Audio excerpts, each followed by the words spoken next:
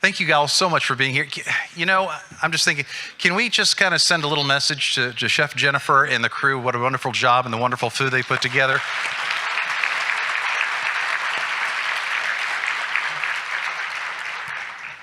Go ahead, you can raise your hand. You can go ahead. Oh, he's Mr. Humble over there, that's for sure.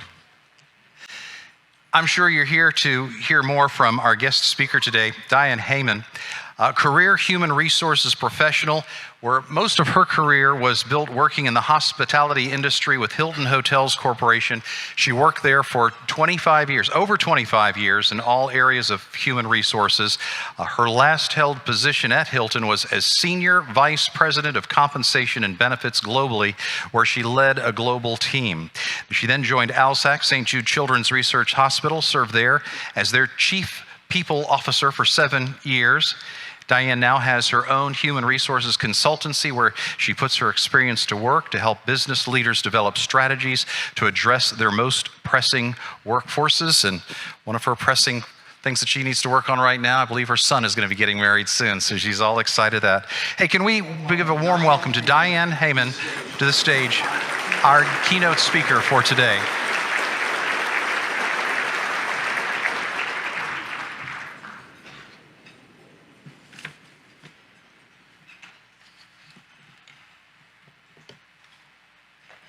Good afternoon, everyone. Thank you, Todd, for that introduction. And I'd like to thank Debbie King and the South Haven Chamber for allowing me the opportunity to speak with you this afternoon. So as an HR consultant, I speak with business leaders and owners. And what they tell me right now is their biggest concern is talent. They need workers, they need them now, and they need them to be able to fit within their organization. And many business leaders are pretty concerned about this. They're perplexed. Why is this happening? And frankly, they're a little bit panicked about this talent crisis. So why is this so hard? Why has this become so hard? Well, in the words of Marshall Goldsmith, what got us here is not going to get us there. And what we have to learn and understand is the talent workforce has changed, and we're going to have to adjust to it. So my goal this afternoon is to give you a little bit of my thoughts about how we got here, and then some practical ideas that may help you rethink your talent, a strategy, and help you refresh it in a way where you can be able to attract and retain the best talent for your organization. Okay, so I think to give you a little background, this is my thoughts about how we got here. And I think it's been a series of greats. The great loss, the great reflection, the great resignation, and now the great reshuffle. So let's unpack that for a little bit. The great loss. So in the last couple of years, we've all had a lot of loss. We've had a loss of freedom. We've had a loss of jobs in some cases. We've had a loss of our health, if not just for a short period of time, for those of us that became ill with COVID. And we've also had a loss of lives, our families and friends, coworkers, etc. In fact, in the United States, over 900,000 people have lost their lives as a result of COVID-related illness. That's profound loss. So as people experience this great loss over the last couple of years, the next thing is that moved into what I call the great reflection. So people started saying, what do I want out of my life? What's important to me? What are the priorities? Am I doing what I want to do at work? Is it fulfilling me? Does it fit with my values and align with my values? So really in 2020, we tried to hang on to our jobs because we weren't really sure what was going on, but we started reflecting. And then that reflection turned into the great resignation. So when we got to 2021, people started resigning. Now I want to talk to you a little bit about what's happened in resignation. So the first is childcare. Getting consistent childcare is tough, or any kind of caregiving for a family member. And so what's happened is parents and family members have made decisions and they've said, you know, I've got to care for my family, so I'm staying home. So we know that at least 2 million women have pulled themselves out of the job market to stay home to caregive. The next thing is, as people reflected, some of them made some decisions like, I don't want to do what I was doing anymore, and I'm going to make a decision to do something else. Either I'm going to go work someplace else or I'm going to do something else. So they pulled themselves out of the market, even if for a little bit, to reflect. The next is stress and burnout. If you think about nurses, just think about them alone. Nurses have been on the front line for the last couple of years. They've been under a lot of stress. They've worked amazing hours. And quite frankly, we are now in a huge nursing shortage because some of them just said, I can't do it anymore. I'm burnt out. And they pull out of the market. And they're not the only ones. We have other frontline folks that have also pulled themselves away, or others that have worked really, really hard and they're to their brink. Then we also have those that have early retired. So these are people that are less than the age of 65, but they've said, you know what, I'm going to early retire. And we know that from Goldman Sachs, they've said that at least 1.5 million people retired early. So all these people have now come out of the workforce. Now this has led us to the Great Reshuffle, and that's what we're in now. So I thought this was really, really interesting, and this is about the state of Mississippi. Between January 2020 and January 21, Mississippi led the nation in the number of new business applications. And in fact, in January of 2021, there were over 6,000 applications for new businesses. So what does this mean for all of you? Well, what this means, it might be great for the economy of Mississippi long term, but it also means thousands of people that could have been working for you are now on their own. They want to be their own boss. And oh, by the way, if they're going to hire anybody, that's now competition for jobs that you may have with others. So you can see a lot of people have come out of the workforce, and I still think we're kind of shuffling a little bit, but this is kind of where we are today. So, what do we do about it? Well, I think first we need to understand the workforce. And we need to understand, for those people that are working or that may consider coming back into the workforce, what's important to them. What are they looking for? And this is for your current employees, and it's also for people that are looking for positions. And they're looking for things that are a little bit different. Number one, they want to work and have a job that has meaning and purpose. They reflected on this. This is important. That's important to them. Of course, you always want fair pay and benefits, but the other thing that I want to talk to you about is growth and development. You know, it used to be great if you could work for an organization that would offer you some growth and development. It was a nice to have. It's no longer a nice to have. People today that are working for you and those that may come into your business, it is an expectation. It is table stakes. You must offer them the ability to grow their skills, to offer them growth, and offer them some kind of development, maybe even a career path. So if you haven't been doing that or you haven't been thinking about that, please think about that because it is an expectation now. Now, flexibility and work-life balance, we've all heard about that. That has come way up on the priority list for folks. So any way you can be flexible is going to be helpful. Physical and psychological safety are important, and people want a voice, and they want to feel like they belong to your organization. They want to be able to talk about innovations they could bring. They want to be creative. They want autonomy. And they want to be able to bring up things that maybe aren't going so well to be addressed. And they want to do it in a way so that they're not going to be retaliated against. They want to feel a part of it. It's important. And finally, diversity in the workplace. For your current employees and also for those that you bring in, they are looking for that. Are you committed? Are you committed to diversity in workplace in your organization? So this is what people are looking for today. So what I want to talk to you now about is, now that you know that information, and we know that from studies, what can we do about it? So the first thing I want to talk about is re-engaging the people that you have. How do you retain them? So the first thing that I would suggest is you take note of your critical talent. And who is your critical talent? Well, your critical talent is not everybody that you have. These are people with unique skills, unique knowledge, or they are operations critical to your company. Very, very important. If you lost them, it would put you in a world of hurt. So here's my suggestion. You want to keep them. Have a stay interview. A stay interview is where you have a special time that you sit down with them individually and you tell them, I value you. You're important. And I'm going to ask you some questions. What do you like about work? What's good about working here? What's wonderful about your job? What challenges you? What challenges are you having here and what challenges are you having outside of work? And, by the way, if you were to ever leave us, what is something that might pull you away? Now, some people are afraid to ask that question, but I'd say better to know it now, right? So you can combat it.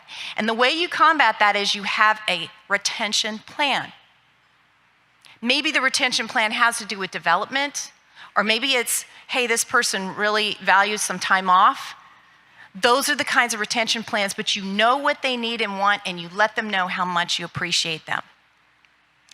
Now, you also want to take a look at compensation. Compensation has changed over the last couple of years. Make sure you're still paying them competitively so that that's not an option for them to think about leaving. And finally, guard against stress and burnout. So what do we do with our critical talent? Well, we tend to overwork them. We don't mean to, but we trust them and they're really important to us. And so therefore, sometimes we overwork them. Guard against that. Stress and burnout. We know from the employee assistance company ComPsych that 92% of people that are experiencing stress and burnout, it's not because of their personal life, it's because they're overloaded at work. So take a note of that. Now, what about your other employees? They are also golden. They're not your critical talent, but they are golden. And so what I would suggest that you do is know every person known. And so what does that mean? You need to know their name. Many of you have several employees. You need to know their name. You need to know something about them, something about their family, what energizes them, what are their hopes and dreams. This is all very important. So some of the stay interview information that I gave you, that's important. Utilize that and get to know your employees. Second, take time to develop your managers and your supervisors. Many managers and supervisors were promoted because they were great employees, and that's wonderful, but have we given them the skills and the development in order to be good leaders? Now, we know from research that people don't necessarily leave an organization because of a company, they leave their boss. So if you have good leaders, that's really going to help you retain your talent. Also, that's going to help them develop. So make sure that you take time to develop those leaders. And my final thing to offer to you about retaining your employees is do a reorientation. So, when you come in new to an organization and a new company, you learn about the history and the purpose and the goals and the strategies and all the things that are wonderful about working there. You learn about your benefits and discounts and perquisites or all the great things about it, and you're engaged. Well, guess what? It's time to re-engage them. So do that. Tell them all the wonderful things again, remind them, engage them, help them feel a part of the organization. So by the way, when somebody else comes knocking on their door to say, hey, wouldn't you like to come work over here? They remember what benefits you offer. We forget what all that is. So that's a great way to re-engage them. All right, so now we're gonna switch and we're gonna talk about, attracting people to your organization and ramping up that candidate experience. And one of the things that I want to talk to you about is how important marketing and media is. So you've got to ensure a consistent message that's going out to your candidates. So what I did is I went out and I looked at some South Haven Chamber members' websites. Now, why did I do that? Well, because where do we go if we want to learn about something?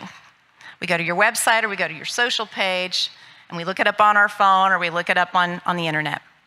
So I want to share with you what I think are some good examples that I found from some South Haven Chamber members who are honing in, or at least it looks like it to me, on what candidates are looking for today. So this first one is about Central Coffee. What's great about this is they talk right away about their purpose. They have purpose and meaning. They're not just selling coffee or food.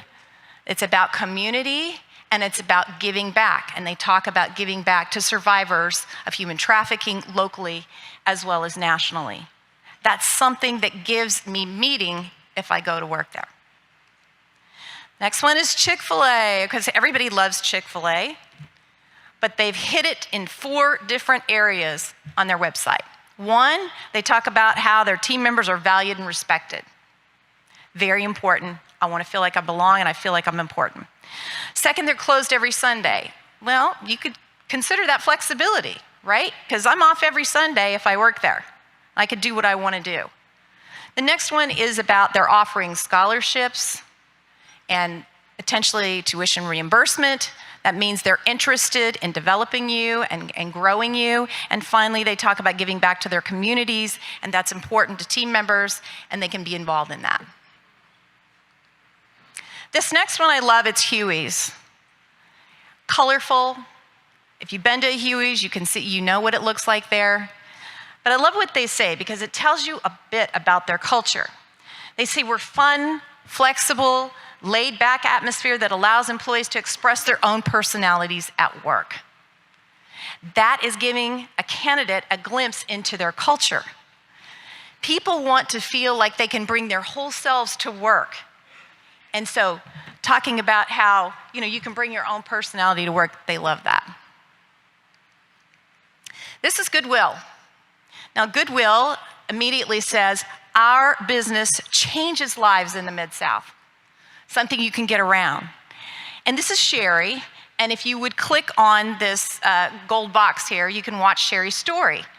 And so it's a video of Sherry, and she's talking about how she learned about Goodwill and what it's like to work there and her journey at her time that's there. So to encourage you, if there's any way that you can show a video or you can have a testimonial about some of your employees that work there, really important to give a glimpse into what it's like. So I thought these were great examples. I invite you to go look at your own websites and see what you can find there, and if there's any ideas you have for improvement. Okay, there's 3 ways to find candidates I want to talk to you about. Some of these you might say, oh, I'm already doing that. And that may be the case, but hopefully I can give you something that's a little bit different to look about.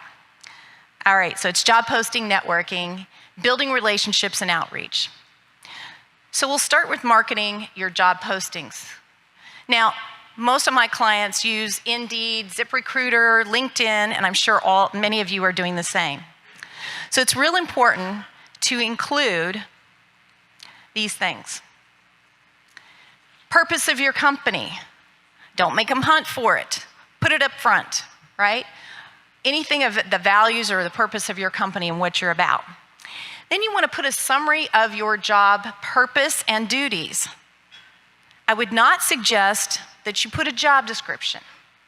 One of the reasons for this is they can be long, and the other reason is LinkedIn has done a study, and they found that a job seeker, if you're not engaging them right away, they'll give you about 14 seconds to take a look at that job posting, and they're on to the next.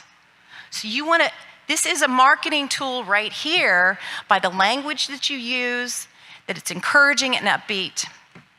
Now, I want to tell you a little story about a business that came to me, and they were having a problem getting some applicants, and they were out on Indeed. Great company, and one of their values was that they really valued that team members were accountable to each other. Very, very important to them, which is great. Then we all want to be accountable to each other.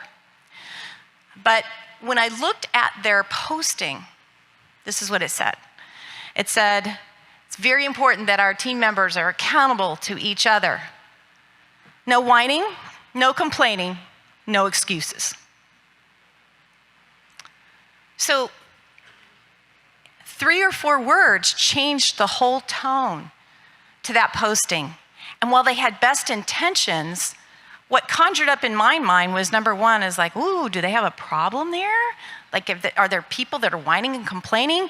Or if I do go work there, am I going to be able to bring up any concerns I have and be heard? So 3 or 4 words can make a big difference in your posting. You want to make sure that it's engaging and positive. Again, you've got your website, you got your posting. Networking is also key. That's why you're all here. That's why you're part of Chamber. You know that. It's the same with candidates and the same with attracting them and networking them. So important on your social and business networks. So your Facebook, your Instagram, or LinkedIn, that you have a positive message out there. When people go to look, do they find out about your company immediately? Are you keeping it up to date? Are you showing your customers on there? Are you showing your employees on there? Are you showing events? Are you showing volunteer activities you're having? Are you showing employee recognition? Are you showing anything that you're doing about the social, the environment, all the good that you're doing? If you're not, take a look at it. Again, you want that thread of everywhere someone looks to be very positive and inviting. Now, I would suggest you use your current employees as referrals, and many of you probably are. But if you were able to put a great marketing piece together and make it real easy to copy and paste for your employees, ask them if they feel comfortable to put it out on their networks, guess what? All of a sudden, you've got a whole group of passive candidates potentially interested in your organization. Now, they may already be working somewhere else, but they might be interested if they see that it comes from someone that they know and then it is inviting and interesting. Well, where's the first place they're going to go look? They're going to go look on your Facebook page, and they're going to go look on Insta or TikTok or whatever you're on. But again, you want that consistent positive message, and it's also, your current employees are some of your best. Now, don't forget your former employees, the ones that you have good relationships with, right? They also can be a network for you, and they may be a boomerang, as we call it. That means they may come back to you. So, and they might be able to just fill in for you while you're still looking for other candidates. So, consider that for your networks. Finally, building relationships and outreach. I know that you all know that this is important. Churches, community centers, second chance programs, schools, trade schools or whatnot. But I guess my message to you here is that you've got to build a relationship to build that pipeline over time. You want a talent pipeline. You can't do that by just asking them to post a position. You've got to sponsor them. You've got to, show up at career day at school, have a job shadow opportunity for kids, or internships. It's building that pipeline over time, okay? And just a word about career fairs. So career fairs can be great, but if you're going to show up in a good way. Bring some of your best people to the career fairs. If you just got somebody sitting there handing out brochures, it's not going to be very engaging, and you're going to miss an opportunity. Okay. So we're going to move now into the recruitment process, and the word of the day is speed. You've got to move quickly if you're going to snag the best candidates. You have to make recruitment and interviewing your priority. Has to be your priority. And I know everybody's busy and everybody's got other things going on, but you're going to miss it if you don't make that a priority. Now, for those of you that are out there, got postings out there and on Indeed and whatnot, look at the applicants that are coming in daily. Don't wait for a week or two, gather all the applications, then look over them and then decide who to interview. Guess what? Some of those people are going to be gone. You've missed them. So look at them daily, contact them, get those interviews done really quickly. Now, you want to give a real realistic view of the job. You know, there's the glamorous part and there's the not so glamorous part, but they need to understand that because if they're coming on board, you want them to stay. So make sure you do that and then follow up right away and make those offers. If you find the people that you want, don't wait. Do not wait, because I promise you your competition is not going to wait. And then that perfect candidate, or the one that you wanted, they're gone. So speed is really, really important. So I guess in closing, I would just say it's time to change your approach. It's time to refresh. You want to make sure that you're engaging with the employees that you have and those that may be coming to you. You want them to be enthusiastic about your organization. If you think about your employees the same way that you do about your customers, you value your customers, there's what makes you tick, what makes your company viable. And it's the same with your employees. Offer them a wonderful environment and culture, help them belong, help give them purpose, help them grow and develop. And the same with those that are coming in. And I believe you'll be in a good place to weather this talent crisis. Thank you. I'll be around after if you want to ask any questions. Appreciate it.